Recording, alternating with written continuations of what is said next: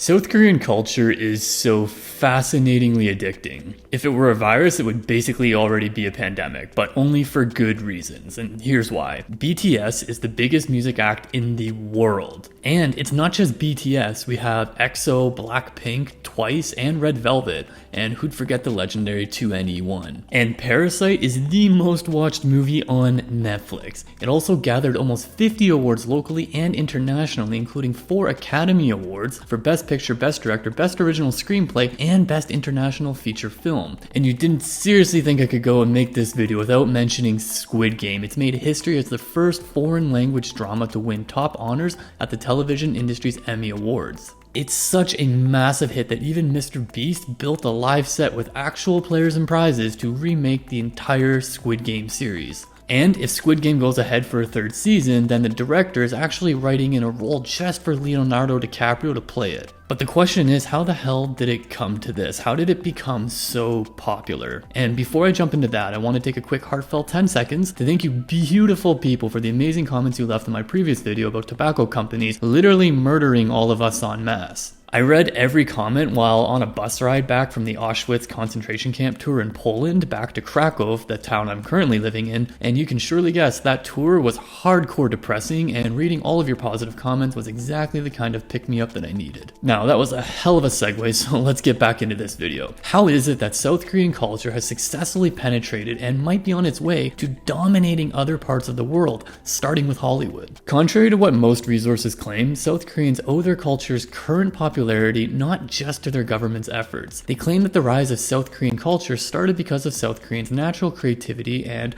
artistic inclinations, which just happened to be loved by the world. And I dare not say otherwise, because that makes sense, right? Like, what would there be to sell if there wasn't anything popular there in the first place? So this may be a chicken and the egg story, but which came first, the government's relentless efforts to export Korean pop culture for economic growth, or the natural appeal of South Korean culture so delectable it can't be resisted by the world? And I needed to get to the bottom of this question, so upon digging a little more, I was able to discover that this is where the wildfire of Hallyu began.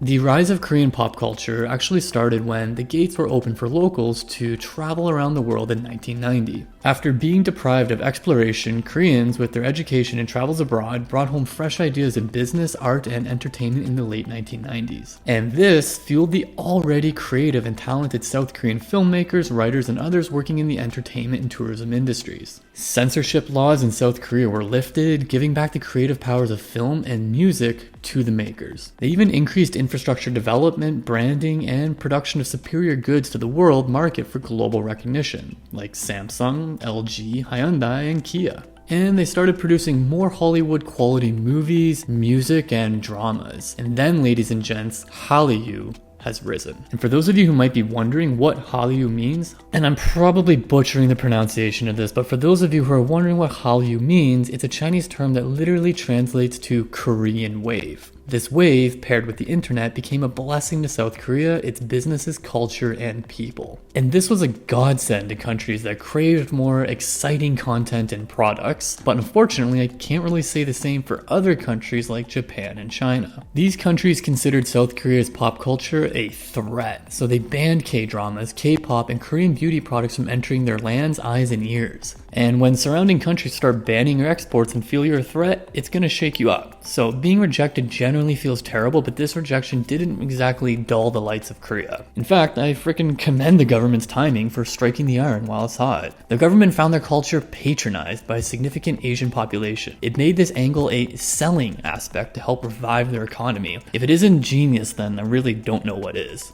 And in such a short time, the genius of a country skyrocketed its economy to the 12th largest in the world, from being in bad debt with the IMF for USD $97 billion, and using only $19.5 billion, were able to quickly pay it back in 3 years before it was due. If only debtors were quick at paying like that. But it's not only Japan, China, and other Asian countries that feel the wave and recognize the addictive nature of this creative culture. Hallyu reached Central Europe, the Middle East, the US, Latin America, and other regions that apparently just can't get enough of everything Korean. That's everything from food, music, fashion, skincare, and even makeup. I mean, does the whole no makeup look ring a bell? Because if so, you might just be unaware that you're actually being swept away by the Korean wave, or at least a bit high from Korean fever. It's an unstoppable soft power, force to reckon with, growing tremendously in just over 2 decades. Now let's go back to my recent conclusion that the two factors working hand in hand for Hallyu are the naturally charming Korean culture and clever governmental backing. I even have the wisest reason for that. Upon recognizing the demand for Korean pop culture, which was already captivating even before promotions were in full swing, South Korea established the Ministry of Culture, Sports and Tourism, and has a subdivision called Popular Culture that focuses on pop music, fashion, mass entertainment, comic books, cartoons, and other vital products. And get this, it has a budget of 5.5 billion US dollars, and the aim was to boost economic growth by growing the country's cultural export industry. So basically, the Ministry of Culture's primary strategy was target audience research, and this was obviously common sense, especially in the marketing aspect, but they do this better than anyone else. Investigating which market will consume which product is such a smart move, especially with promoting Hallyu within their country and abroad. It's like knowing that somebody will eat the food you cooked, or knowing that your products will be sold out every time you launch. If not witchcraft, then this is just pure math and science. Combine this with the entertainment industry's serving of dessert to fans and tourists by offering tours and packages to shooting locations made famous by mega hit Korean dramas. This careful planning for the wildfire spread of Hallyu abroad resulted in a USD $9.5 billion contribution to the Korean economy in 2018. And in 2019, tourist spending reached $1.1 billion and 55.3% of inbound tourism is Hallyu related. With the K-Culture or Hallyu theme park in place, this traffic is going to significantly increase. But with that being said, I'll be the first to coin the term, because this is not going to be just a wave. Brace yourselves for the South Korean cultural tsunami. Now listen, South Korean culture is so fascinatingly addicting that it could be the second most addicting thing in the world after tobacco. Yup, that's a shameless plug, because next I want you to go and check out the previous video before this one where I talked about how the cunts who run the tobacco industry manipulate and murder people for profit. And I kid you not, we absolutely crushed that topic. We even inspired one guy to give up smoking, or at least temporarily while he was watching the video. So, small victory there, go check it out next.